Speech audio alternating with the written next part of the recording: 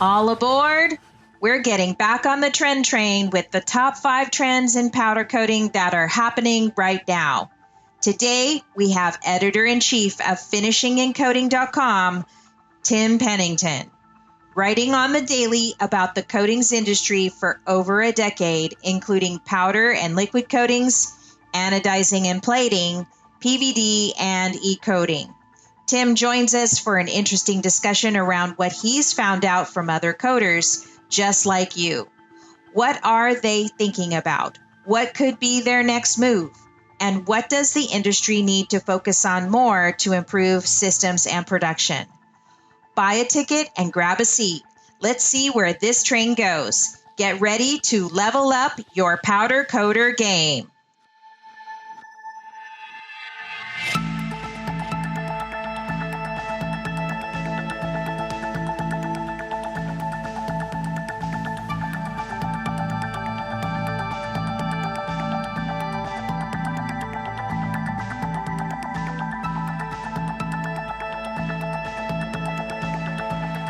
Welcome to Roscoe's Powder Coater Podcast. I'm your co-host, Kim Scott. Today, we welcome Tim Pennington of Finishing and Coating's online magazine. If you haven't, if you're not a subscriber, please go over there. We'll give you the link in the description below to go and follow his magazine. Tim, welcome to the show. Well, thank you very much, Kim. It's great to be here. Aloha. Yeah, I was just remarking at how tan you look and how pale I look, and it looks like you're on vacation with your background. So I kind of like that. Sort of, yeah. It's just a lot of golf. Get out and play a lot of golf. That's what it is. I stand around a lot. That's what you need to do, yeah. Yes. Yeah. Looking for the balls. I get a lot of sun looking for the golf balls. That's what it is. Get a lot of sun that way. Looking in the bushes and in the pond and all of that stuff, in the sand traps. Yeah, I miss golf. I need to get back into it. I was really enjoying it there for a while, but we got so busy with the business that it's just been too hard to get back into it. But I did try to enjoy it. It's definitely different, and it's like one of those, like, you challenge yourself. It's this inner challenge thing. So I get why a lot of people like it. So I'm so happy to have you have the time to come on the show, because I know how busy you are writing. Do you go to a lot of conferences and stuff too as well? I started to pick it back up. I just was at the conference down in Charlotte, the CCAI conference there, and heading to, actually, I think I'm heading back to South Carolina soon, the Myrtle Beach electroplating conference they're having. But until everything closed down, yes, it was a lot of getting out and seeing everybody, which is the pure joy, is when you actually get to see people and talk to them. That's the best part of it. Yeah, I think people are definitely missing that human connection, and we're kind of ready to move on. You started, this is your magazine, and tell us how you got into writing and all of this about, because you cover not just powder coating, but you cover coatings in general as well. Like, it's a broader, so tell us more about your magazine and how you got started in the writing about it. Well, it's interesting. I just realized the other day, the first digital magazine, it's a magazine in a digital form, meaning it's online, exclusively online. And it was last August 2020, it was my first edition. And so, matter of fact, I just wrote my column for the August 2021 edition of, happy birthday, and it's gone by very, very fast. But, I've been covering the finishing and coating industry for about 12 years, and took a break at early part of 2020. But, it's funny, I still kept in contact with a lot of people in the industry, especially the job shops, the owners. Those are people that I really, truly, talk to the most, and visiting their shops. That's one of the things that I enjoy doing. And kind of the discussion came about of what some of the needs were. Like I said, I was sort of out of the industry for about 6 weeks, and then I had some people say, here's what we're really needing. And it was a couple tools that they talked about. One of them was really a database of shops. And again, you mentioned, powder coating, but I also, there's liquid coating, there's the, electroplating, anodizing there's a side of it. You've got people doing a lot of, mechanical finishing, polishing and those type of things. And they're all over the place. And so, I would get calls over the last decade or so from a lot of people saying, I'm looking for somebody that can do this for me. These were OEMs or manufacturers. I'm looking for somebody that can do a car coating for me, or I'm looking for somebody that can do an anodizing or a plating on tin or things like that. And so it really spoke to me that, okay, what if we put together a database that listed all the shops and where they're located and what they offered, so people can search that. And then it sort of springboarded out. Well, somebody said, well, I have a lot of sometimes equipment and supplies that I don't need. They're sitting around. I wouldn't mind selling them, to somebody who needs them or giving them away. I had someone email me the other day. They were giving away a powder coating that's they want to get rid of it, Right. Yeah. And so that, and then also at that point, we were just getting into, with a lot of workforce development, people were looking for, managers to run their operations or supervisors and things like that. So it was really those three components of, okay, what about a database that could, OEMs could easily go in and search? What about, a tool where shops could sell their, used guns, used lines, whatever they want to do, a powder or whatever it was. And so I actually, it's kind of started putting it together. I have some web design and web development experience. I started putting that together. And, didn't really expect to do a lot with articles and features or things like that. Well, then all of a sudden, I started getting some notes from people, and they would say, oh, I'm doing this at my shop and this. And so I just started writing about it, putting it in there, and voila, before I knew it, I'm writing every day about this stuff again, sort of around that, which is great because it brings people to the site to, if they're using those tools, as I mentioned, and also, we've developed a kind of a forum, a community bulletin board. People can post notes and get answers back and forth and things like that. So that's cool. I didn't see that feature. It's just called forum, and it's been a little slow, but people have been. I think only because a lot of people are just so darn busy these days and such. But all those components, and then. I did it for about 6 months and didn't make any money off of it. Wasn't really interested in selling ads. I had people contact me, but I was more interested in making great content. That's knowing that, people like yourself and other shop owners, they don't have time to sit there behind a computer all day and read things. It's got to be, dead on to what it's got to be in their sweet spot of what they're doing. So, and then at the end of last year, I sort of said, okay, I took on some sponsors and advertisers but I post every day. I'm writing usually about a facility every single week and getting a lot of still getting a lot of technical pieces. I know those things are very, very helpful and getting that. So it's been a pure joy, like I said, of sort of bringing it, and the feedback I'm getting and the volume. And one of the things I found out is that people do want to see things every day. So I post things. The minute I get it, I post it.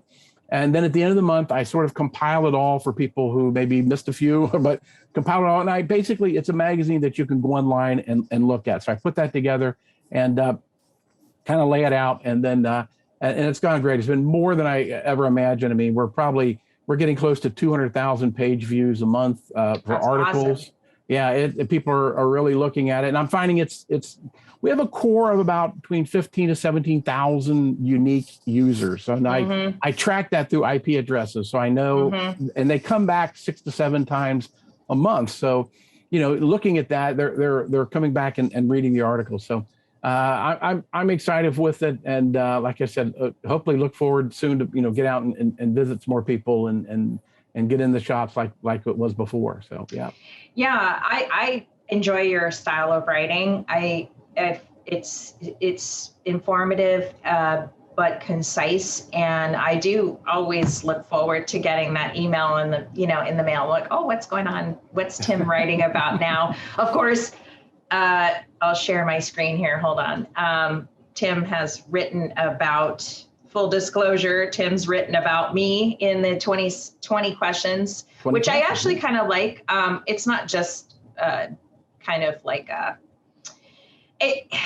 I enjoyed the process, and I know you bugged me for a long time because I don't know what I was doing in 2020. Oh yeah, I was launching a podcast, but anyways, yes, you're kind of busy. Yes. It's a great way to kind of, but I think I was avoiding these questions. Like, look at that, 1,000 people have read that close. Oh, really? How do you see that? Oh, right yeah. There. Yeah, 1,000 people. Oh, I didn't even see that. Oh, that's cool. Yeah. And then I had to find all these pictures of, I just, I don't know. I'm not. Well, I only asked two questions about the industry. The first one, how'd you get into it and what do you enjoy? And the rest of it is, if you were on a deserted island, what's the worst thing you ever ate? Things like that. And it is because, people like you and others who are shop owners and people that manage shops and everything, it's just, fun to find out what makes them tick a little bit and what do they do and interesting things about them. It is. I think at the time I wrote my proudest was the podcast, and it still is today. I'm very proud of the podcast. Congrats to you, yes. It's a labor of love, but it's also, I get to meet people like you, and I learned so much more about the business that I don't know when I'm stuck here on an island. And I feel more confident in my game because I am meeting these people and stuff. But I think the latest person, well, let's see, I want to get into this article here, but I do want to give a shout out to, actually, let me go back to this page because the latest guy is Tony. Tony. Yes. And I've been trying to talk to Tony. So, hey, Tony, call me back. But yeah, he's kind of an I know he's on, I was supposed to call him because he's part of the PCI. He's a PCI member now. So my job was to volunteer to talk to him and stuff like that. But he was too busy going to the annual meeting. Yes. So, but he did manage to snap a shot from his balcony and made me feel like I was, part of that group. It's just too restrictive for us to leave Maui to come. But anyways, this is the powder coating. So he's got it all broken. You've got it all broken down by the different kinds of, processes. Applications. Yeah. All the processes and applications. Yeah. And so we have our own powder coat page, which is obviously I'm on here all the time. And, you talk from an informative point of view and stuff like that. And so anyways, wanted to show that. So let's see, let me go to the next page because I think that's where that article was.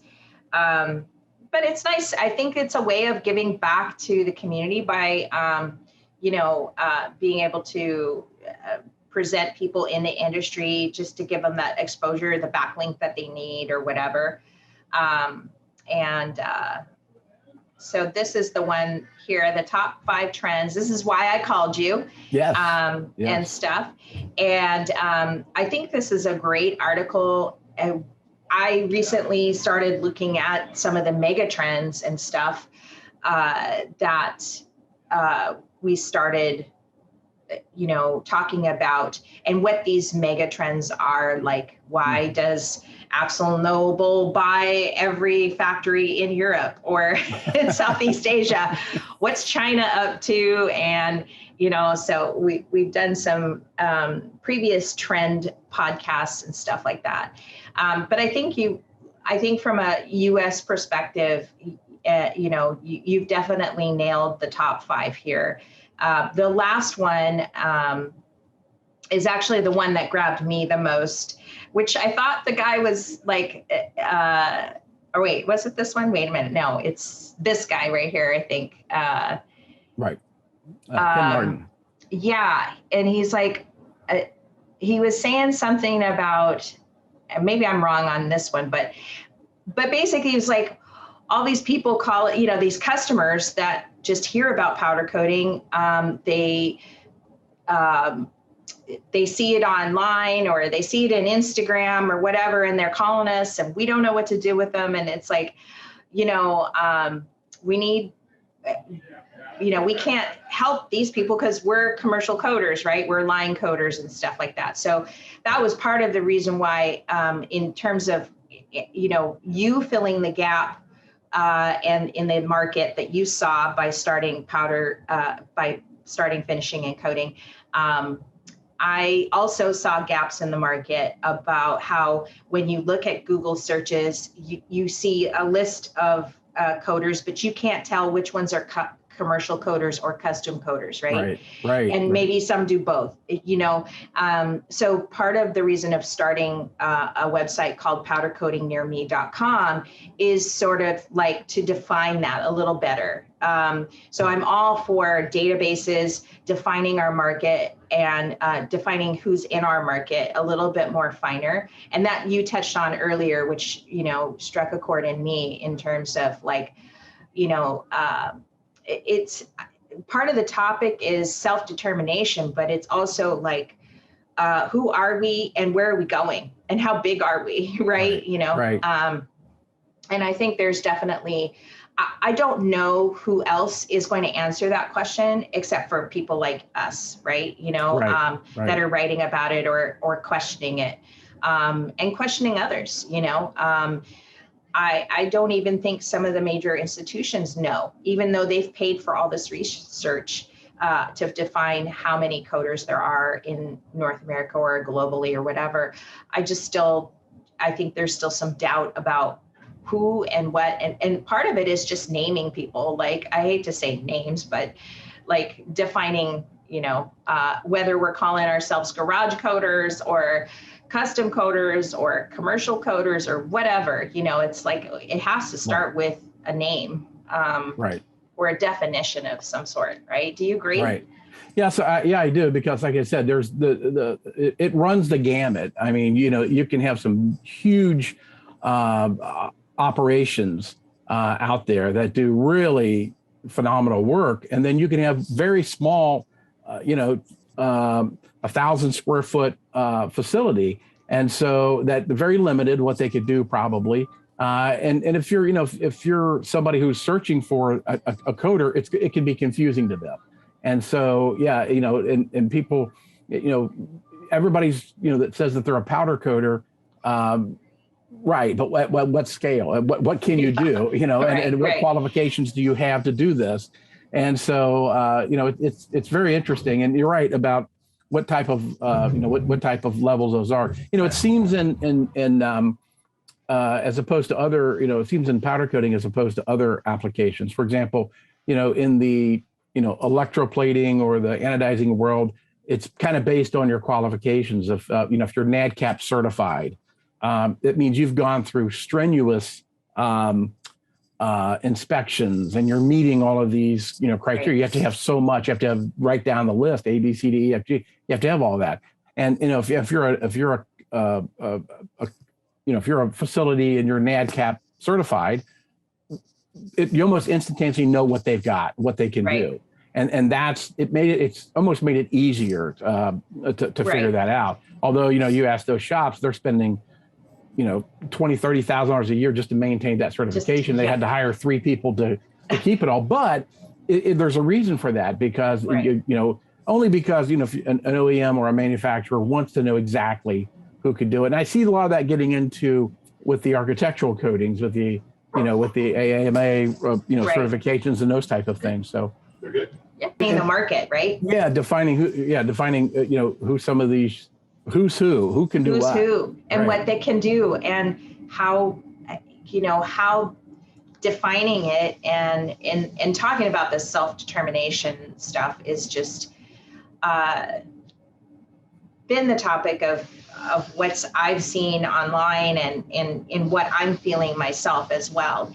Just it needs to get a little better in order for us to understand these global trends that are happening, because the global guys already they know what's going on. We just need to figure out what we need to do and what opportunities there are, kind of like the opportunities you took when you saw gaps in the market. There's lots of gaps in the powder coating world that I see that could definitely benefit and stuff. And I think I don't know who's going to be doing the defining. I think that, I don't know. I hope it's all like there's somebody or a group of us that kind of come from everywhere. That's what I'm thinking in my mind. But, you know, you talk to people like Joey Golliver, who I had on the show, who was just basically saying, nah, they don't care, you know, like, right. And Right.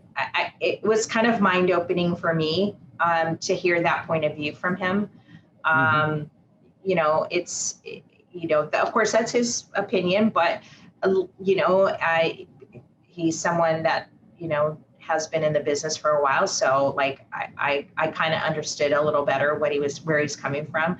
Of course, you know, where do you think the custom coater business is going? Because you kind of see both, you see industrial coaters and custom coaters, you know. Right. Right. Well, you know, it's interesting that you mentioned that because, you know, a lot of the, like I said, other types of coatings, if you look at other coatings besides powder coatings, okay, you know, a lot of it is driven by, like I said, certifications or specs that are out there. You know, manufacturers will spec what they want, how they want these, you know, parts or products to be coated, how they're going to last. You know, architectural coatings, how long are they going to last? You know, what's got to be the guarantee on these things? And I think that, you know, in those other type of applications, other type of coating processes, that's what's driving it.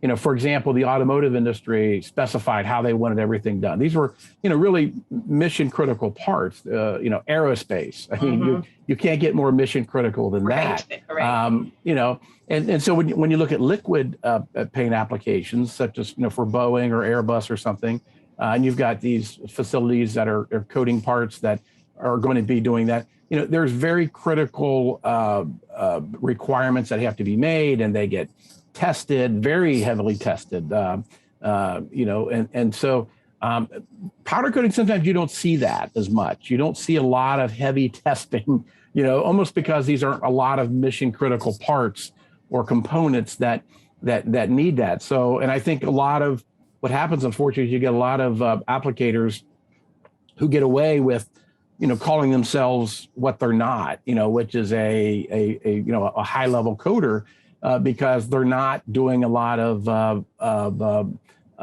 you know, testing and laboratory work to make sure, you know, the coating was applied correctly and it's got the pre-treatment was there and all these things. You know, and I've actually heard some, you know, some applicators say, well, you know, that part's going to be outside for maybe, you know, 3 or 4 years. It was, you know, and you know, there's, it's just, it's going to rust, or it's going to do this, it's going to do that.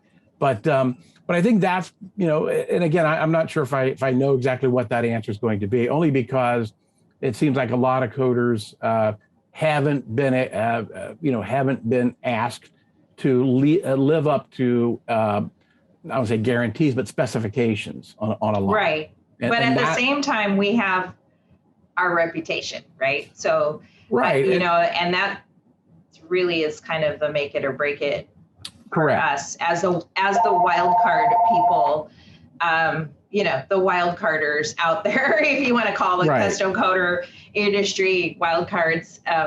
You know, not everybody's going to have that. Not everybody's going to have the talent or the systems in place to make sure that the reputation is, you know, and that I think is the only thing that really defines custom coater at the moment, and maybe forever, because, you know, unless we're getting into specs and, you know, compliance and that sort of thing, it's the only thing that can, because you're only as good as your last job, right? Correct. Right. You know, I think that it's the only measure that customers can rely on, you know, and that's why you have to work so hard at doing your own reputation, maintaining your own reputation. Putting your own stamp on it, so to speak. You know, and I've been through, like I said, a lot of shops that have impressed upon me that that's what they do. They're how they pre-treat, how they get ready. That's what separates them. Only because they just, they want to have relationships with their customers that last a long time. And then there's some that it's like, yeah, we'll do that job. It comes in, they do it. There's an issue. Well, we'll go get somebody else. And those type of things. And so when you find, I've gone into some places where they've said, we've had this same customer for 25 years. They know what we do. They know how we do it. And that seems to be the really elite type of and I, if I was to go out and hire a coder, I'd say, can you give me a list of your customers and how long you've been with them? That's the big key, I think, is how long have you been with them, or how long have they been with you? Are you meeting on-time delivery? Are you, delivering them? Are you not cutting corners when it comes to, coating their part? Putting on powder coating. A lot of people can do that. Pre-treating correctly, pre-treating aluminum, cleaning it, getting it ready. That's a tough thing to do sometimes, especially when you don't really know what's on these materials. A lot of times, you're using a cleaning process where you're sort of not knowing what's been on there. Maybe there might be flash rust on this or whatever it may be. So, yeah, I think that there needs to be, and that might be something that the industry want to look at, is really some classification. Only because I think a lot of shop owners and managers don't want to waste a lot of time bidding on jobs, or talking to people that they're not going to get the job, or we're not equipped to do that type of work, and so that might be something that really might be a really good indicator, so that when manufacturers are looking for somebody, or OEM is looking for somebody, they can easily find it and know that they're that's somebody that can handle their work and do it for a long term on that. So, yeah. Yeah, and I think that this, I've seen it in, now you're industry based, so a lot of the hits you get on your website are from industry people. Mm-hmm. Sometimes you'll probably get a consumer in there searching for certain search topic or whatever, but I think that for me, because my measure is this blog, right? And the blog tells me how many, we've got certain things in place social media wise, but like the blog tells me how, how many people are hitting it, what they're searching, what's the phrases that they're searching and stuff like that. Right. And it can vary, it goes up and down and stuff. Of course, when COVID hit, like the blog just went ballistic, because people had all this extra time to kind of do searches on powder coating and stuff. But more and more people are consumers are actually now actively searching for powder coatings. Not just locally, but just what they are, how does it work, what do they do, how does it get done, how do I pick this color and stuff like that. So I've seen our own blog and our own, interest level go up over the years. And I think that that's where I kind of came to you and said, look, I know I have evidence of this, right? Because I can see it in our own analytics and stuff. And I think that that's a good thing. Because it's only going to just bring more consumers and more customers to upstart powder coaters or custom coaters in that, because they're going to go there first before they get a line coating system or whatever, and I think that that's a good thing. How do we track it outside of that? It's hard to say. I don't know, but I imagine some, maybe that's why I have all these sites, to kind of try to track that kind of information to the industry. Maybe we can at some point be able to share that information to the industry as we kind of figure out who we are, what's our names, what are we doing, what defines us, Right. So I think it's, I think you've given me an idea for a story. That's what we're here for, right? No, seriously, of looking at that and saying, is that something that the industry needs? Is that something? And it's going to be driven by, to be honest with you, I mean, you look at the associations that drive that are a lot of the the powder coating and liquid coating industry, a lot of those are driven by suppliers, and occasionally you'll see the actual powder coater that's involved in it, and in the leadership position with that.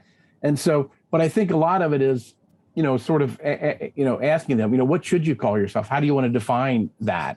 And I've had suppliers in the industry tell me that powder coating is a very easy operation for people to just pop up and start a business somewhere. It's there, it goes for a year and a half, 2 years, 3 years, then it's gone. But and again, how do you regulate that in the industry so that people who truly they don't get frustrated? The people who want to spend money on powder coating don't get frustrated because they can't find the right person, and right. They need to find them, and time is critical, and not just finding them, but finding, the right partner that they can work with, somebody who's very credible, because, I hate to say it, same was in the electroplating industry where they had some people that were, putting garden hoses down the drain, and that's how they were getting rid of toxic waste. It gave a bad name for everybody in the industry. Right. And, right. Especially in the US, I mean, in manufacturing, you want, the manufacturing sector to know that there are enough quality coaters in the United States to handle all their work. They don't need to send it to Mexico or Europe or have it done in China. They can get it done here. That's the big thing with that. So, yeah, I kind of started something. Well, I didn't really start this hashtag, but I kind of posted something about I'm kind of creating this post for Instagram for my followers, which are mostly consumers, local customers of mine and stuff. I have a few. We have a few, other custom coaters that follow us as well. So, but for the most part, I kind of really try to build my Instagram posts around my customer. And so a lot of times it's just about really, it's not just about, why you want to support your local powder coater it's the hashtag support your local powder coater, because it's not just talent. And this kind of goes in with pricing, I guess, is where I'm getting with it, right? Is custom coaters, pricing is an issue. It's much easier, I think, and I could be wrong, but commercial coaters, they're line systems, so their margins are smaller, so they get down to the minuscule, micro data to make sure they know that they're making money or not, Right. And so custom coaters is just a little bit more ambiguous. And so a lot of the times they'll get beaten down by their customers, like, well, so-and-so down the street will charge me this much, but hey, you want this job? I'll pay you this much, right? And it's this constant pricing battle. And I think it kind of doesn't, for those just starting out, or even just those that have been at it and can get, downtrodden, I guess, right. about it. I don't know why, people believe that they have to be competitive, because when you have that talent and you've got that you have that ability, it's like, it's not just the ability or the processes, it's knowing that. It's the knowing, right? So that you do right. feel confident when you're charging the right price for your customer stuff. Right. But one of the, I kind of broke it down into a few things as to the reason why you should be charging more money for your jobs. And number one, delayed effects from exposure, top of mind for me, because, we've been having a few podcasts talking about, about the different kinds of exposures to toxic chemicals and toxicity levels of beryllium and the methylene chloride. We also have delivery times, custom coaters are always on, just like commercial coaters, I guess, or line coaters, they have these deadlines and stuff like that. We still have to work late nights, and if something messes up, a part messes up, whatever, you still, the deadline is still there, right? Right. And then we have, I call this one rejection subjection. and it's because out of a certain group of, jobs, some aren't going to be perfect. There might be some flaw in the metal itself, especially restoration. You've got a lot more part failure going on there than versus new parts and stuff. And so even though you can take all the precautions in the world in dealing with somebody's antique this or 25-year-old that, you still have to redo, of which you never tell your you never tell your customer that you had to do that part 3 or 4 times, right? Like, because if you do, then it's a reflection on, yourself. And sometimes that's hard to take. And then the other one is powder paradox. Because we're constantly challenged to scale up or lose a job. So, not everybody has $150,000 to $250,000 to put into a business and just start from day one. A lot of us are just kind of starting in our garage with a homemade oven or this and that. And so we're kind of constantly, it never ends. There's always, and I think that most custom coaters, I guess probably I could say for Ross and I, we had no idea how much the demand of equipment was. And we were coming from painting, which had some kind of level of demand for equipment and buying new stuff here and there, but not at the scale that this company has been at. And stuff. So those are just some of my, I think I call this one criminal determination, or it could be, kind of along the lines of self-determination, in the sense that we are staying beholden to a tight quality standard, and namely our own, right? Like our own standards. And that's what really defines talent and capability, it's not just, when you look at someone like good example, I'm going to pick on Roro this week because he's just had a recent anniversary, and he's just such an inspiration for all of us custom coaters out there. But he has set the standard for himself, and delivers on those expectations, not just because of his customer, but because of himself, right? His own standard. That he uses to differentiate himself from other coaters. And that's what makes him. So in a sense, it's something that line coaters will never understand, or, maybe I'm being ignorant here. But it is kind of something that is a little different. Maybe you call it secret sauce or the magic or whatever. I don't know. And then I have the last one is stealth mode singularity, which is kind of I don't know where I came up with that one. But basically you're constantly building your name, your reputation. You're taking away nights and weekends from your family in order to do this. It's sort of the entrepreneur paradox, I guess, so to speak. You have to create the content to get those customers in the door, whether it be your website, social media, or, whatever it takes to stand out. Because, in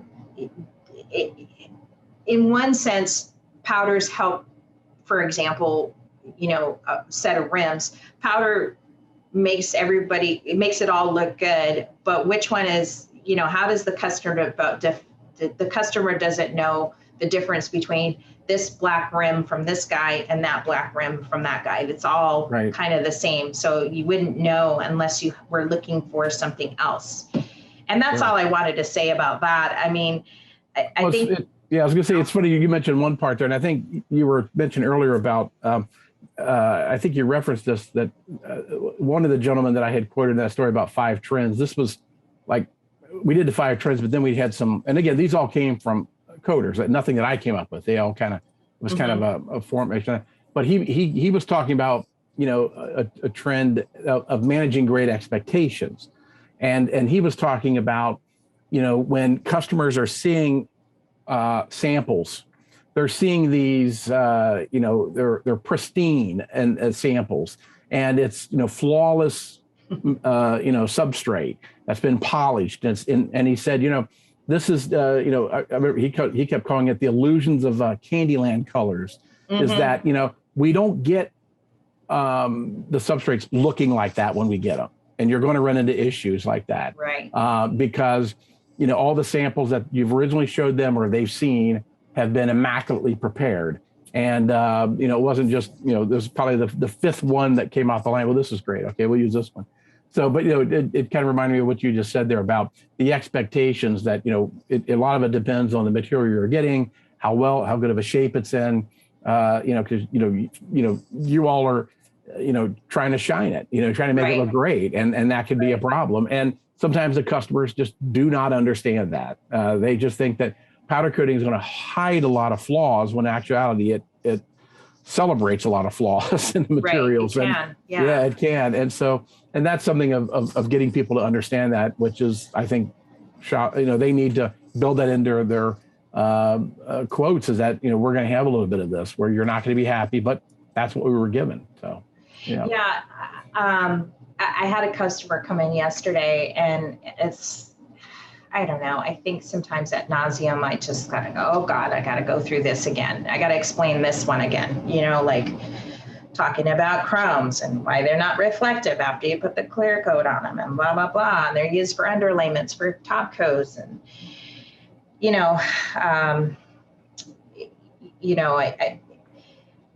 damn it. I wish the powder coater supplier gods could just create a perfect chrome, when I'm tired of explaining myself, but no, I'm sure everybody is tired of explaining that as well. But the other thing is well, whatever you're doing, dude, stop going to Google, just go to Instagram and look at the hashtag powder coating. Okay. Right. Those are the colors. those are the looks you're going to find. Don't go to Google and find something that says powder coated rim, and it's an anodized rim, right? When it's, I can't do that. I cannot do that. So, sometimes you just want to scream at the top of your lungs. And I thought I had overcome that until I saw this guy come into my shop yesterday, and they do exist. And I'm sure I probably get less of that than maybe a lot of other guys do, every day coming in asking for some rim that's on Google that is nothing you can achieve in powder coating, right? So that never ends either. But yeah, let's get into the article. I want to share my screen again. Okay. I think I'm there. Share. Yeah. And first of all, you got my little hero, Jace Kaiser. Love that guy.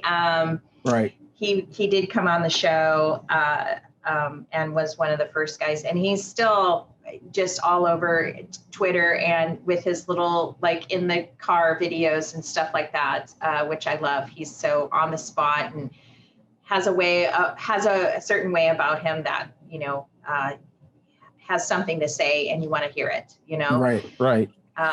And that is, the wood and MDF thing is huge. This is, if you're not looking at this technology right now, I can't say that it's easy to get into just yet. This is what they were talking about in this point. But it will be soon. And it's just a matter of time. It sort of came together, I think, over the, it's been around since the 70s. Morton, a company called Morton, tried to push it out there. But, you had a lot of problems over the years where, you're trying to coat a substrate, wood, MDF, which doesn't behave properly after it's coated. Mm-hmm. It wants to do a lot of different things. And also, you had to have the powder to do it. And then you had to have the ovens to help do it correctly. And so it seems like, and like I said, I kind of came across, IFS coatings, which had been, putting a lot of those components all together, working with working with, the manufacturers I know, Gemma has, come out with some technology that helps prevent, that wraparound effect on some powder coating. They've really worked with that. Wagner's done a lot of that too. Some of the IR ovens too. I remember, for this story, I spoke with a guy up in Oregon, Paul Unger, who had bought a powder coating operation, turned it almost exclusively to wood MDF because it wasn't doing properly. Right. His brother was into wood cabinetry and stuff like that. I know that they're doing a lot of stuff where they're getting some really specific type of wood and MDF that with the moisture content and such. But yeah, I think you're seeing it come across a lot more. But like you said, trends in Europe, we're about 10 years behind them. They've been doing this a lot. Yeah. They've been, a lot of the cabinetry makers, I know IKEA and a lot of those over in Europe are doing it there. The big question is, are there enough manufacturers in the U.S. that they would want this done? Like I said, a lot of things like cabinetry and stuff are probably done overseas, and because they could do it there. It's cheaper to do it in a powder coating, and it's more durable. And but the people that are using this now in kitchen cabinets and even garage cabinets and things like that, just swear by powder coating. It's great for temperatures and when and moistures and things. So, but like I said, it really became the technology, the actual chemicals in the powder coating, the applicator guns, the wood, and also the ovens. You had to have all of those work together, and so that's where it's coming to with a lot. Yeah. Yeah, and obviously you can tell like Keystone Coating and Kaiser, are poised. They're interested. I mean, they're talking about it in this point that they're big enough to where they have the money to invest in this type of technology. This could be the next level for them. But I guess the question after reading this was, is this a technology that a current painting company that fabricates or maybe paints for cabinets now wants to get out of painting and into powder coating these cabinets? Or is it going to be people like Jace that are already in the powder coating industry that could level up and do this type of coating as well? So that's kind of have you thought about that at all? It's funny. It's that I don't know if there's a lot. Like I said, Rick Gaiman there at Keystone, he said to me, we're interested in this. We are absolutely interested. And he was talking about having something by the end of this year. The other thing, just besides wood, it's really the low cure, because you're finding, and I was kind of surprised to see this, some, getting back to architecture, some metal doors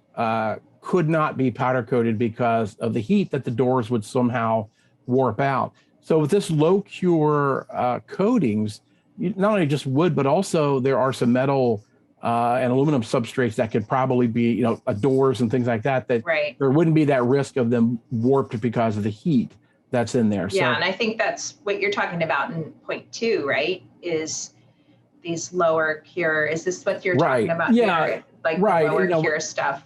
Right. When you've got, when you've got throughput, if you've got to wait around, it's like in the automotive industry where, they're still doing a lot of liquid, but, automotive for many years in the 80s and 90s, it was just, it was so slow because when they would coat these cars, you had to let it dry, right? You had to let the cars dry. And then they came out with, they coat on top of a coat, wet on wet. I mean, they do it that way. And so it saved them like half the time. And it's getting faster and faster. So the automotive industry said, we need to fix this. And they got the technical people and engineers and figured out a way. So I think this is what it is. There's no powder coater will say, I don't want to speed up my line. I mean, they want to get things through, get it going, get it up, get it coated, get it out. They want to do it that way. And so these low cure powders, I think that's what they're talking about because, they need to meet the demand that's out there. So, we don't want to have things, the lines go so slow through the ovens and such. and the cooling off, this is what we're looking at, is we need to kind of get better at that. Who's really doing this? And I've talked to Adam Brumfield there at RMF. They're an actual, like, they're an electroplater, okay? Right. Electroplater. But they do almost a ton of automotive. I mean, they're down in South Carolina where it's the automotive capital now, no longer Detroit. But, you're getting this, multi-coated system where you're getting a zinc nickel on a part, and then they wanted powder coat on it. And this is, and specifically like brakes, okay? Because you can see those parts now, and they want, so you see those brake pads. And I think when, they were really in a lot of electroplating and such, and then when they got into doing the powder coating, it was pretty slow. And they were like, well, this isn't good enough. We really need to get it going faster to meet this throughput. So, but yeah, that's what you're talking about there is really, again, really, working on the technology. I don't know if there's a lot of companies out there, I'm talking about the powder coating suppliers that are really, this is top of mind for them. It's almost like they need to see the big demand for this. Yeah. First, I talked to a couple of them, I won't name names, but a lot of them are like, why would we want to spend all that time to do this if we're not seeing a huge demand of it? I mean, Sherwin-Williams got into it because they bought a company that was making low cure powder coating, and they just bought them, and now that's their top of line product. But they saw that, right. and so that's sort of a tip off. And if you get somebody like Sherwin-Williams that goes out and buys this a company because they want that technology, that gives you an indication that maybe this is where the industry is going a little bit. Is that we need to really grow the low cure for both MDF and also metal coatings as well. But, and hey, I mean, look at the powder cost increases for powder coating for powders. You think they've increased those prices, and they're calling that it's supply chain disruption or raw material shortages and stuff like that. But do you think they're going to roll back those prices? Never. Hell no. Hell no. Happens. Right. No. So like in a sense, I kind of understand what they're what they're saying here, because, how are they going to stay ahead if these cost increases stay put? And I mean, we've been reporting it, thanks to you. We've been re-reporting it thanks to you and a few other sources and stuff like that, about how much price increases have gone up like 40%. From the two largest suppliers, although they say, we're trying to hold them back, and just to make us feel better. But we all know maybe it was time for them to increase prices anyways, I don't know. But I think it was kind of like, this is one way that we can try to stay ahead of the game against costs and overhead, is through, faster output and stuff like that. Well, and one thing, Bill Stock there, I mean, one of the things he told me is as it's harder to get employees, right? You can't be just having a second shift, or a third shift or whatever, those are luxuries now. You got to get it done during your one shift that you've got people there. That's a good point. It goes back, right. It goes back to the, of how do we just move that line faster? It's like, people, the shortage and people want it today, tomorrow, when can I get this? Those type of things. So it's a lot of those. And again, like I said, that seemed to be one that both, I know every shop wants that, just because, if you're moving stuff more through, you can make more money at it. So. Right. Exactly. Right. Yeah. That's an old adage. So this one kind of shocked me. I was not aware of this as a problem. Well, it's funny. It did me too. And I heard it from a couple that said, look, there's a lot of coaters out there that just aren't doing this right. And it's not good for the industry when we can't do it right. And so, I know even, I think Jace even, and said to me, people just have to really, take control of their own operations. Try to, if you're asked to do this much, do a little bit more. And so, and Dwayne there was really critical. And he said, I don't think a lot of people, they think that every piece of substrate is the exact same. and you just treat it and get it through. But, you really have to spend a little bit more time and get educated on it, which, again, a lot of it is because you're seeing these AAMA certifications, about what they want. These things, you're getting a lot more, architects that are actually becoming more aware of what powder coating can do for them. The sustainability, that was what kind of struck me, is that it's more of the sustainability. They can chalk it up as a sustainable process. But yeah, it's, they're just, and trust me, everybody's heard the stories, you've probably got them where, customers come to you and say, the last person I had doing it, they weren't doing it right, Right. And, good for you, you're getting that business, but also everybody starts looking at you a little wearily, everybody in the industry, if you don't have that high quality you need to do. So this is what I think what they were trying to say is that, look, there's, you have to really pay attention to the aluminum, to the specifications of what they want and how you clean, how you pre-treat. You cannot hand wash this stuff. You've got to do it, and phosphates or whatever you're going to be using. Get it done properly, and again, therefore you might see some more work, bring back to the U.S. on this. So yeah, I spent a half a day just responding to a contractor yesterday on whether he should be choosing aluminum or steel for this large railing system going into a new condominium complex here. And I mean, like, I had a blog post for frick's sakes, by the time I was done, I'm like, I can turn this into a blog post. But we already have this discussion on the phone, and so I understand it's coming down to the wire. A lot of railing systems get put in towards the end of a budget. I'm sure he's running out of money. The cost of aluminum is skyrocketing.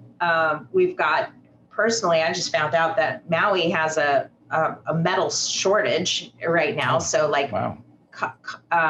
contractors actually having to order stuff from them direct from the mainland just to get it here because our local suppliers are running out.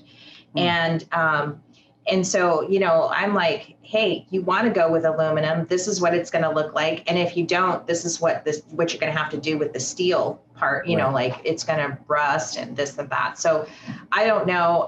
His email just popped up while we were, we'll see what he says in response to my blog post yesterday. But anyways, yeah, I get it. And, some aluminum fabricators here are so good. A lot of times we'll just go right to coating.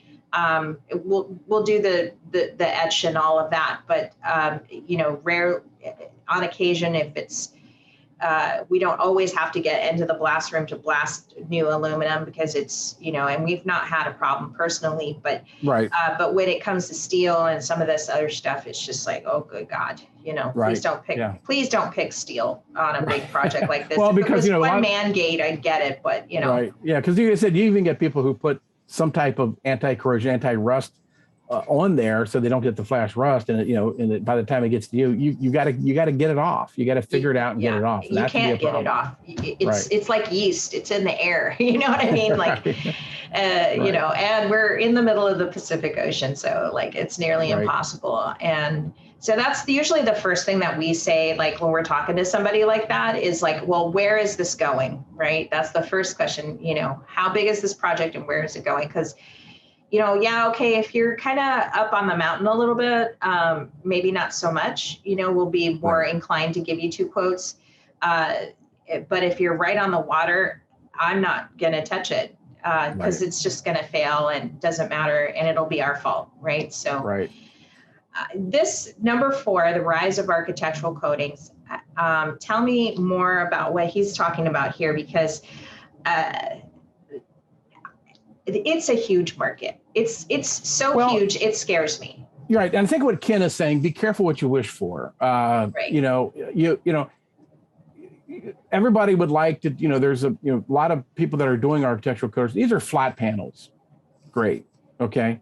And he's talking about, you look at some of those parts and he's talking about, sunshades and trellises and things like that. When you get into that, they have little, bits of areas of trouble of how you hang the parts, how you get, the welded in caps, those type of things. Really, what he was trying to say is really, you better know what this part is. You better know how you can, drain the pre-treat, drain the cleaning, get everything ready.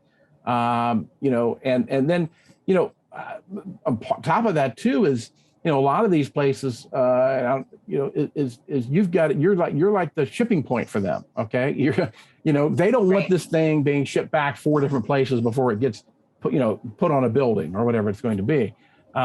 So, you may have to have a staging area to properly, I know that Keystone, we talked about them earlier, same thing. I mean, they actually took a step back and said, wait, how are we doing this? How are we packaging this stuff?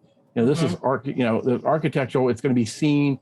You cannot, we can't do a nice job, put it on a truck, have it shipped, and then it somehow gets nicked or something like that. So, but, what Ken was talking about, and he's done, major stadiums. He's done the Las Vegas Raiders Stadium and the Dallas Cowboys Stadium, and he does a lot of it, and he's got it down where, but that's one of the things is that, he's talking about, the buckling and some of the metals and things like that. So you just have to be careful is what he's trying to say is there's, they're all not, a fence railing or you've got this panel or a trellis. It's like you really should become more aware of these, these parts and what they do and how they're manufactured and stuff so that you can, when you get them, you can code them properly and the customer's happy and you are too. So that's really what I think he was trying to talk about with that.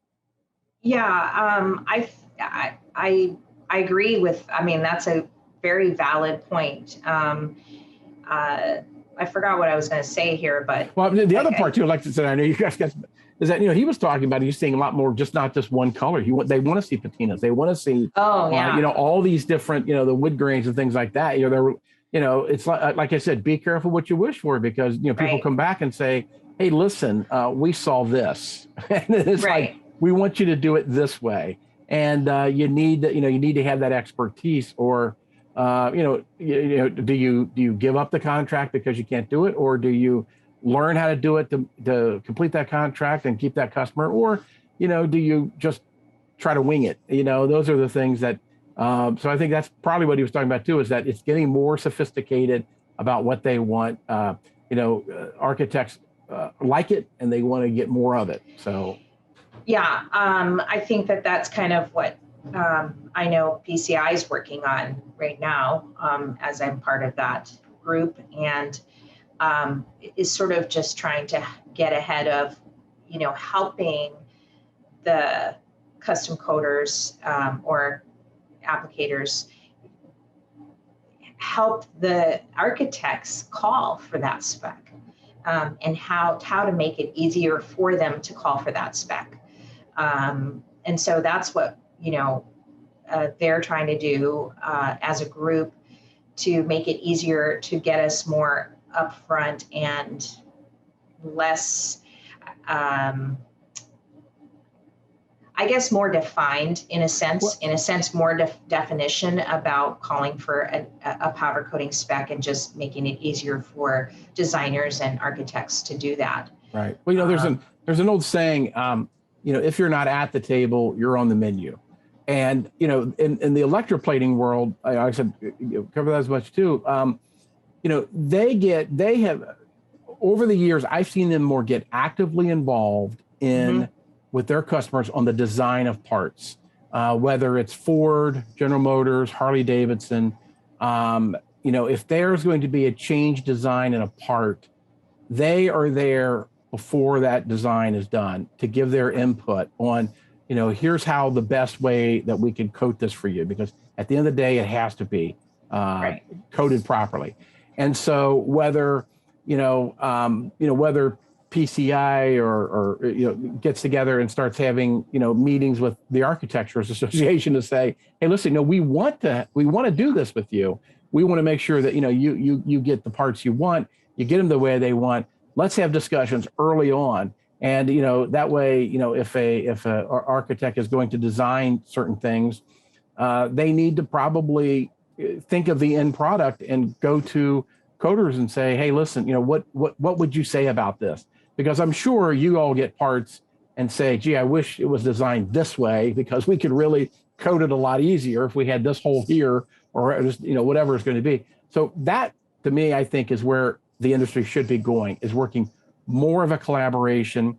And to give you an example of this, the Aluminum Anodizers Association works, it's actually the same group as the Aluminum Extruders Association, right? So they basically work together and they have their conferences together. So, it would be very, I think, important for PCI and others to really embrace this. Another one I'll tell you, I think is really, really, really important. And this was an interesting thing. Years ago, I wrote a story about it was a U.S. naval ship that, and I think I got the story from somebody at Axel Nobel about how there was more powder coating on this warship than ever before. Oh. And they always liquid painted it and just rust, and the U.S. government was spending, it's their biggest. Somebody told me, I think it actually true. It's the U.S. government's military's biggest expense is corrosion fighting. Okay, it's like $22 billion that they're spending money on. But and I remember calling the gentleman from the Pentagon who was in charge of approving the powder to be on this ship. And one of the things he said to me was, we got this idea not from the powder, I don't say the powder coating industry, not the institute, but nobody really from the industry came to us and said, why don't you start powder coating this stuff? It would look great. And he said, I'm shocked that nobody lobbies us from the industry about speccing out these, like you could show, they were like louvers on these like windows, louvers and everything that was done and everything. But there was like 3,000 parts on this ship that had been powder coated. Now, of course, they don't make these, it's not like an automobile where they're running them off the assembly line, but still. But he was just real shocked that nobody was really going to the military and saying, here's how good powder coating is.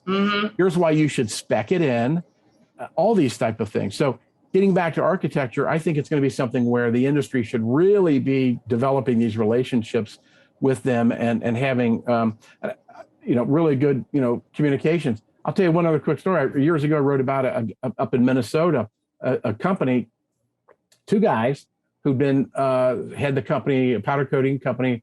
I think they bought it 6 years earlier, but they were investing $2 million into a aluminum architectural coating line. They wanted to get into that business because they read that in Minneapolis, where they live, there was more architects per capita in Minneapolis than only second outside New York. So I don't know. I think it was like 265. So they bought this, were getting it installed. And after they got it installed, they invited every architect within like 50 miles to come. And they had like 90 show up. They were shocked. Wow. They expected 10. They got 90.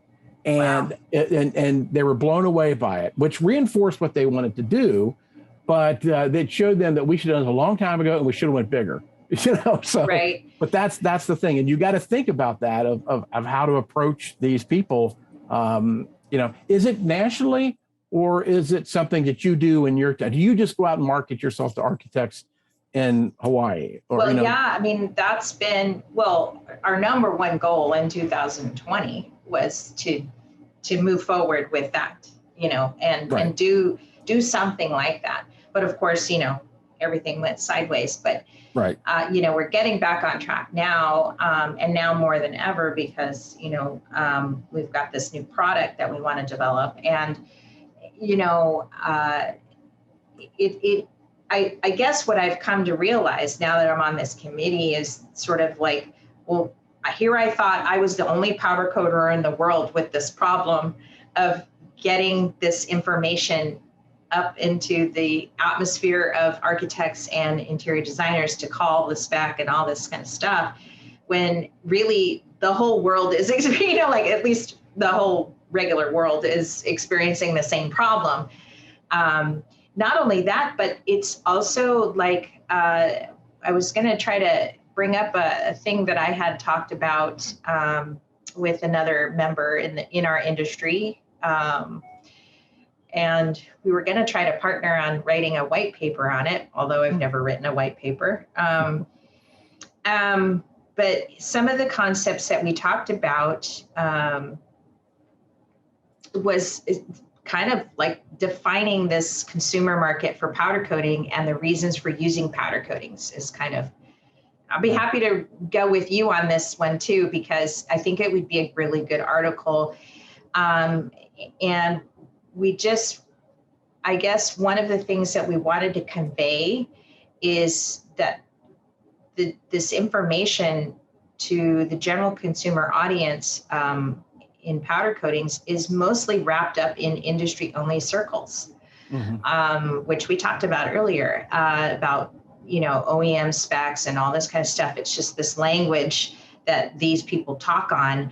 But there's a whole nother group out there, people like us that don't necessarily need to explain that technically to our circles, but we do need to deliver some kind of a webinar or tool to get the attention locally, not just globally, but locally, so that we can get these jobs and stuff like that. You're talking about mostly from consumers you're talking about? Consumers, architects, residents, homeowners, like how can we better serve our local environment by sharing some of this information. And some of the key things that I had was like, I can go to a home show and do a free presentation on powder coatings. I can do a lunch and learn with architects. I can do like some of these other things, I can join memberships, like we've joined the Maui Chamber of Commerce, and within that group, there is I think a contractor subgroup in that group, in sort of trying to make way into some of these larger pools where we could maybe pick up more interest from those groups to say, hey, I didn't know about this. Well, what is this? And can I spec it out next time, kind of thing for my next job. So I guess that's kind of where we were going with it. The other thing is like, there's a whole like other thing about condominium complex. And I hate to bring up a tragedy about it, but like, the thing that happened down in Florida was sort of like a shocker for a lot of people, but we do have aging infrastructure, particularly along the coastlines. And that was just one example, but we have that here. There's been buildings here that have had that same issue that they've constantly addressed for the last 10 or 20 years of, digging that rebar out and redoing it and all that kind of stuff. But how can powder coatings help these condominium or HOA groups figure out the best way to approach maintenance? And that leads me back to what my half-day project of emailing this contractor back. It's like, okay, look, you should be looking, he was asking me, well, what, can you give me a bid for both steel and aluminum? And my question to him was, what do you see other people in your area using? What are the other resorts in your area using? Are they using aluminum or are they using steel? Because you're just down the street from them, and there's a reason why they're doing aluminum instead of steel. Yeah. So don't pick this one. It's kind of like my thing was like, don't pick this one, but really think about the longer implications of maintenance and what is going to happen later on down the line, and what's it going to look like? Can a homeowner handle looking at a gate or a railing that has like more or less the Alka-Seltzer-y white stuff bubbling up underneath, or are they going to see some, or do they want to see some nasty, rusty, grade D stuff draining down and getting all over the concrete, walkway? And, do they want to see that? Which one is, because, and then we are on an island. So there's this sustainability issue of disposing of it and filling up the landfills. And, how do you want to be represented? Are you just this blow-in contractor that kind of comes in? Because we get them all the time here on an island. They just come in, they do their thing, and then they ruin everything, and their warranties aren't warranted, and they just blow out, and nobody can chase them for a lawsuit later on because it's happened a million times before. So these are just some of the things that he needs to consider, especially if they're buying and holding for 10 years or whatever it is that they're doing. So, yeah. Okay, so let's get to this last point. Where did it go? Where did my thing go? Hold on.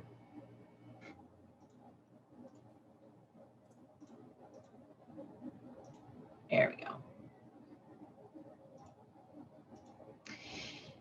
So this one is 5 thermoplastic, nylon, and antimicrobial coatings. I didn't read this one. Tell me. I got so excited for the first 4. I'm like, I got to have you on the show. It's funny. The microbial coatings, of course, I think it was just top of mind for everybody in the world last year. Okay. It's like, okay, hey, can I sell something as an added value benefit to something okay. But, thermoplastic and nylon, I said, Steve Hockett there from out in Stockton, they do a lot of the thermoplastic and nylons, but they were getting a lot more people that were asking for that, really in the bigger quantities. But, there's a batch process he was talking about, but, it's something that, time to time that they're seeing a lot more of those come apart. I didn't really, it's probably something I'll probably go back and revisit with Steve about, what type of work is that? Where's it coming from? Because that's one of the things I, would probably like to know is where's it all, what type of industry is it coming from? But really, the various types of that, somebody had mentioned to me, fluidized bed and things like that, but, those don't see those as much as with those too much. But yeah, like I said, but the microbial was something that was just in everything that was being built last year. Right. Was can it kill germs? And ongoing, this might be a bigger issue. Maybe that's a spec that people saying is, listen, we want that. If you're going to coat it, we want you to put that microbial on there. It's going to be a good selling point. Consumers may be looking to buy products that have that.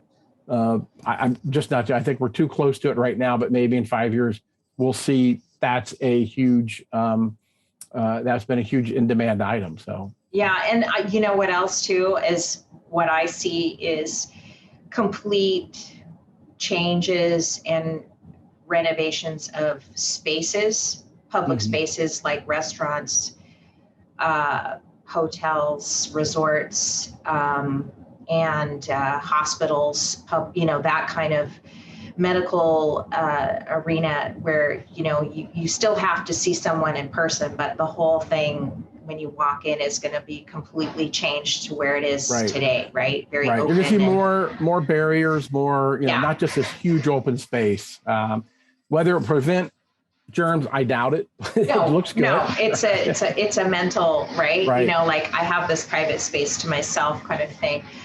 It's sad in a sense, it's like they're kind of more or less pulling us apart even further. But I think that one of the things is if they could do something like this, if this could be the next best thing or the next greatest thing, is that it could actually help bring people together because they could be sitting at a table knowing that it's antimicrobial or something, if it gives relief to people, I don't know. But, I think that's what I'm so excited about in terms of architectural or changes. And we're not seeing this now, but in the next 5 years, I would definitely say you're going to see a lot of changes to public spaces in the way that they're designed and function. And that could be very big for powder coatings in general. Right. I agree. Absolutely. Yeah.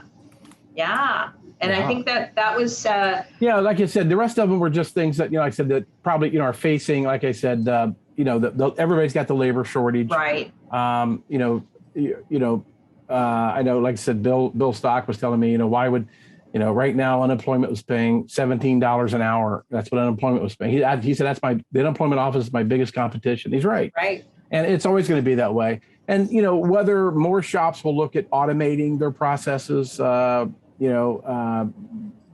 again, that remains to be seen. I think we're going to see that years from, 3 to 4 or 5 years from now, whether shops did that. I can't tell you how many shops, job shops and coders say to me, if I had people, I could take on more work or expand. I want to expand, but I got to have people. I can't do it. I can't go out and, get a bank loan for expanding and building a new line if I can't find people to do it. And it's so really a lot of people are just on hold with it. I know there's a shop down in Phoenix that he finally did it. It's kind of an interesting story. I wrote about them earlier. They actually were using people coming right out of prison systems. And they did a really good job of vetting these people. And, they were coming in and these were stepping stone jobs for people. They weren't really career things. Right. And so, it really worked well for them. But yeah, like I said, the age of Amazon, I know one of the shops told me that. It was like, everybody wants it tomorrow. What do you mean it's going to be a week? What do you mean? That's where, everything is that way. You look at, grocery stores now, everybody's delivering it. They're going to bring it to you in a drone. It's like, get it now. There is no wait for this. So it's a lot of things I think that people are trying to fight, or they're up against a lot. So hopefully soon that'll sort itself out with that. So.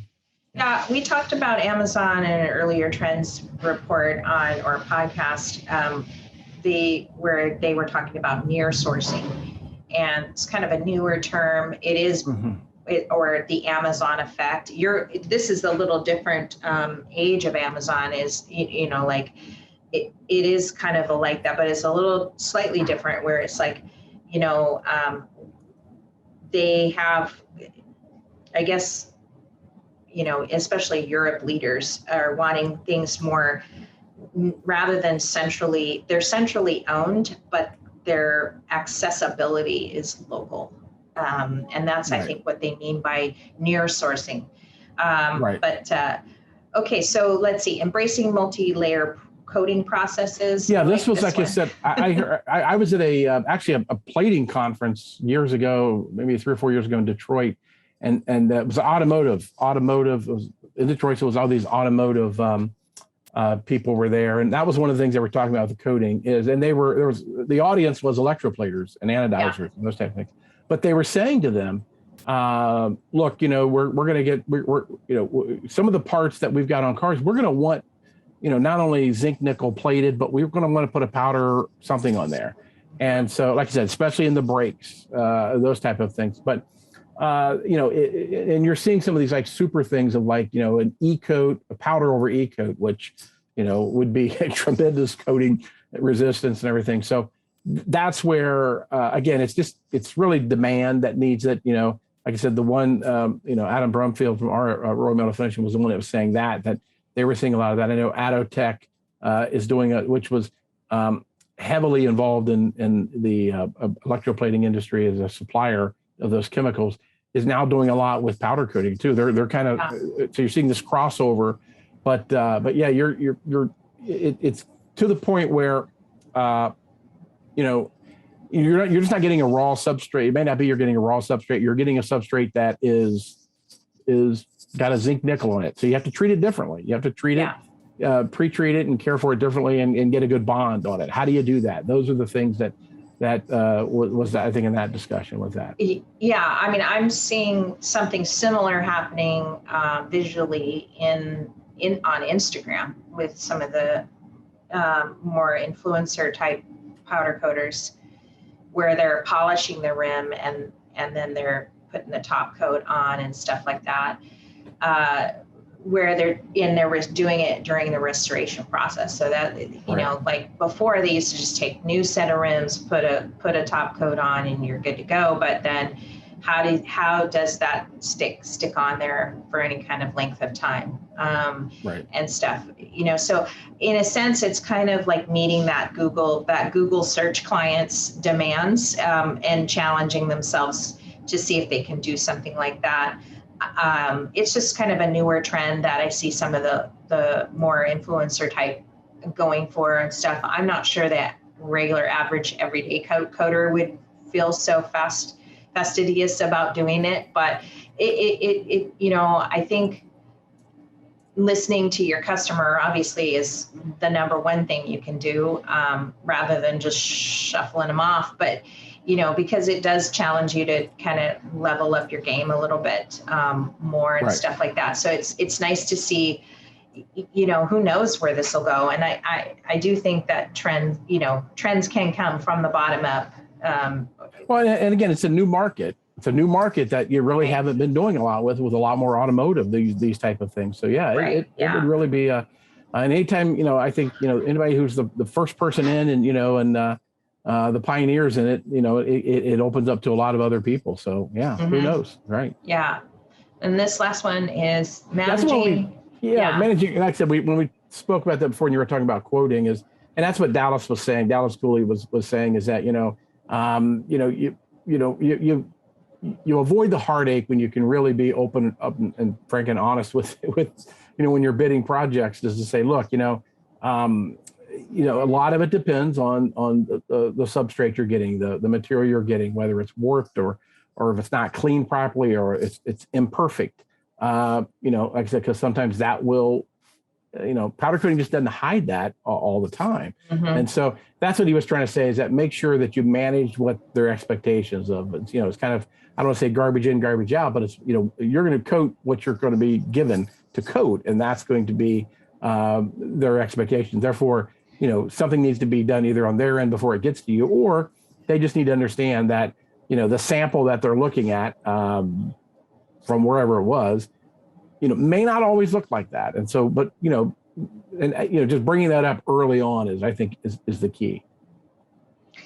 It kind of goes back to my half a day project of emailing this contractor, and saying, okay, you want this or do you want that? Like, what's your better outcome here? Because, and in a sense, it's kind of hard because I didn't want to convey the fact that my finishes were subpar, but there's only at some point, could happen 5 years from now, could happen. There's just too many other things that could happen on the job in the install that could eliminate or erode our best finish, right? It could be the metal, it could be the the attachment hardware, it could be the location. There's just so many variables. So like, I didn't want to sound like I was, that he wasn't going to get a top quality finish, but I wanted to kind of give him this longer term ideal, I guess, or visualness.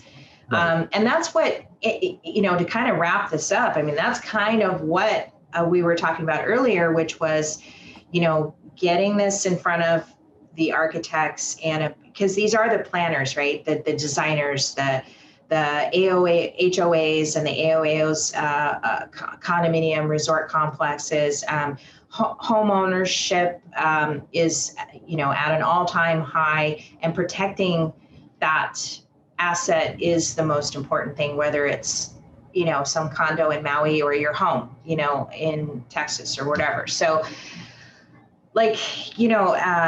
just having those broad, far-reaching end results, I guess, about how to handle it. And that's my point to him yesterday was, well, if you go with aluminum, then you can eventually restore it, because most of the time when we've seen projects done like this in the steel, it's just basically throw away and start over, because they've waited so long to get it to get it to a point where they want to restore it. But at least with aluminum, they could take it off and have us fix it up and make it look new again. Whereas, rusted out steel, I mean, chances are maybe not, so it's really just something that they can plan and maintain, or plan and redo later on. And stuff like that. So it's really just, I think this is a very valid point, especially if you can do that, Well, what is funny is that, and this, I mean, whatever, you're the last, if whatever you're coating, if it's going to be sold, you're the last part of the manufacturing chain that gets it, right? Right. And so, they want it fast, they want it cheap, they want it, everything else. And that's why I think, the coating, but it's also the most important, because that's what everybody sees. It's got to withstand everything. And so I think that's why it's important, I think, for people in the powder coating industry to really be at that table, like I said, to really be able to talk with people, architects, or people in automotive, or whatever it is, about what they, to give recommendations on that. Well, hey, if you're going to make that out of steel, I wouldn't do that. But right, right. And so I think that's where it's important, I think, for the industry to really be active in that, and to branch out and really, be very, open, and that outreach of really saying, hey, we're over here coating your parts. We'd like to have some conversations with you. Here's some things you need to consider. Right. And I think you'd be amazed, because everybody's going to be open to that. I mean, they're going to be, if you could save them, get access to that person. If you get access to them, right. That's the problem, is a lot of times it'll come from the top. You don't ever talk to that person, right. We've been in that many, many times. And so it's like, whoa, back up the cart here. Like, come on down here, and somebody come down here and look at my samples. You right. know what I mean? Right. Or let's have a conversation about it. I don't care who it is, whatever kind of thing. So I think that custom coaters, sometimes they're so worried about, trying to get our, maybe we're competing on price or some other thing, and we don't stop to think about this point. And it's so important and so clutch, right? Right. Yeah. Because they're too busy trying to compete with their neighbors or whatever. But you have to kind of, and then the pitfall to that is, if you don't manage these expectations, then it will come back to haunt you. It will come back in your face. You're going to manage something. Right. Yes, you're going to end up having the same conversation some way or shape or form. So yeah. Exactly. Right. So, well, this has been awesome. Well, I Tim. appreciate you letting me come by. I appreciate you. Yeah. And nice to see your apartment looks so well decorated. There. That blue really sets off your eyes. Yes, exactly. But no, I appreciate you having me on. I appreciate it. I get a chance to listen to it, because it gives me great ideas. I know I've written down 3 or 4 great ideas here right now. That'd be a good story. Great. That's awesome. Always happy to inspire anybody I can. And just before we go, tell us again, okay, so it's finishing and coating.com, and it's AND. And yes. I'll put the link in the description, just so everybody knows how to get there. But and we, and the 2 things is that, we have a weekly newsletter that I send out that I work very hard to make sure, because I know getting in front of people like yourselves and other owners of facilities, it's I think you people are smart enough to, look at something and go, it's not interesting to me anymore. And I try to do that. I try to get things that are interesting that, so you can read about, trends, or like I said, read about other people doing the same thing you're doing. So, but we have a weekly newsletter. It's free, and people can just go to our site and sign up for it. I'll send it to you. I never sell that information. It's nothing like that. It's very private with that. But like I said, it's I enjoy doing this and telling stories and bringing stories of people who are in the same industry as you're in, or in the anodizing, whatever.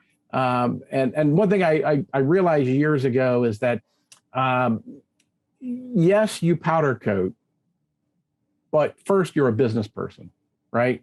Right. And you've got to make margins. You've got to make a profit. You've got to manage employees. You've got to market your business. So I try to bring a lot of that in of when I write, it seems like I'm not going to sit there and tell you how to coat that part, right? But I'm going to tell you how they got customers, how they marketed themselves, how they got and kept employees, how they got and kept customers. I did a story in January, how to fire your customer.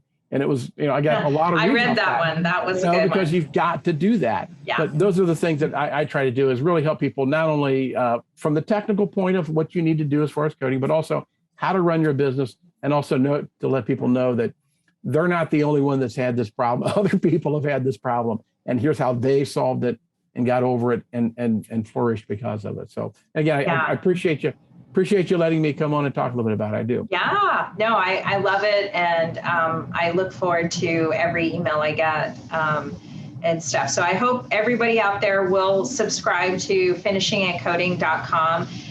Thank you, Tim Pennington. And keep on writing and I will do that. Idea inspiring. Will do. Thank you. Aloha. Aloha.